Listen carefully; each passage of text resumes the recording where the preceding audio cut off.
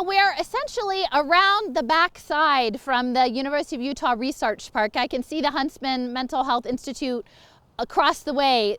This area, it's called This Is the Place. It is sort of a public park commemorating the story of the original settlers with Brigham Young and his people. At the time, they sent an advanced scouting party out to survey the valley. Brigham Young was sick with Rocky Mountain spotted fever and things were not going so great. And they came and they thought it looked good and they debriefed him. And then when they all arrived, they said, yes, this is the place. And so that is the story that is told. And that is the sign behind us. This is the Place Heritage Park. So at the conference yesterday, the Mormon Transhumanist Association conference, we had some explanation of the logo, and their logo is a wheel with wings. So essentially this exemplifies the idea of progress, and they've said sort of the combination of the divine and man towards progress. And I think that is the story that we have to grapple with, is what is progress? You know, people come to the story from different ways. There's the manifest destiny, the rugged settler, breaking the land. And then there's the story of displacement of the people who were originally here and disruption of that traditional relationship with the land and ultimate replacement with a lot of military endeavors and technology endeavors. And, now it's going to be post-human endeavors. And so I think I wanted to sort of just point to the wheel and to say that we need to start questioning progress, that there's inevitable progress, and that the progress always comes with great costs for the losers. And who gets to decide what progress looks like, right? So right now there are some very powerful people, very powerful entities, maybe not even people at this point, corporate interests, institutional interests that are driving a post-human future. Now, to be fair, I did have a conversation with Lincoln Cannon and another gentleman that was representative of the MTA, and I asserted that some of us don't want that future. Some of us don't want, a permanent life or a mind upload or copies, or we don't want to live in that type of space. And to their credit, they said that's fine and they would never impose that on anyone. But I think the challenge is that the post-human program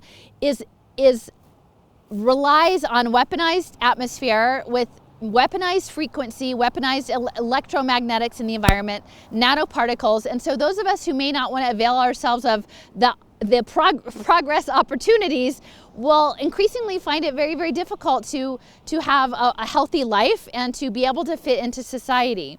So I just want to take a minute and read this. This is from the Mormon Transhumanist Association webpage about the logo. And I just want to make clear that this is a subset, this group that's representative. It's not representative of the entire Church of Jesus Christ of Latter-day Saints. We've met with folks and they've made that very, very clear. It's one group, but it is a group where the imperative behind investments in technology and nanotechnology and biotechnology, that is an area of investment by the church. So there is a lot of financial incentive behind that. And there are aspects of the faith practice of the Church of Jesus Christ of Latter-day Saints and their scripture that links into celebrating technology, celebrating the divine, celebrating working hard and making this progress that interfaces very closely with where we've ended up, right? But we haven't thought clearly enough about what the consequences are. So I'm going to read this from the Lincoln Cannon, so about the logo. So picture the wheel with wings, okay? Some see in the logo a union of human innovation with divine inspiration. The wheel might represent that which humans can do. The wings, reminiscent of an angel or a dove, might represent that which God can provide. And together they bridge heaven and earth in a sanctifying transformation or transfiguration. Mormons often emphasize the dual importance of both grace and works, faith and knowledge, inspiration and agency, mercy and justice, and other such paradoxically complementing principles. Our scripture emphasizes that God will not save us unless we use the means we already have, and offers stories in which God sanctifies tools that humans bring to the work. And so these tools that they're imagining are the tools of the blockchain, of the microelectronic arrays, of the remotely operated robotics, of the potentially like substrate independent mines. This is going back to the website. Some also see in the logo a synthesis of technology and biology. The wheel might represent technology or artificial power, and the wings might represent biology or natural power. Transhumanists look at humanity's historical relationship with technology and see a trend of persistently increasing interdependence and intimacy. Projecting that trend forward, we imagine the distinction between technology and biology fading away as we integrate it ever more intricately into our world, relations, bodies, and minds. Some have suggested that sufficiently advanced technology may be indistinguishable from biology, and that the best technology is so transparent that we stop referring to it as technology.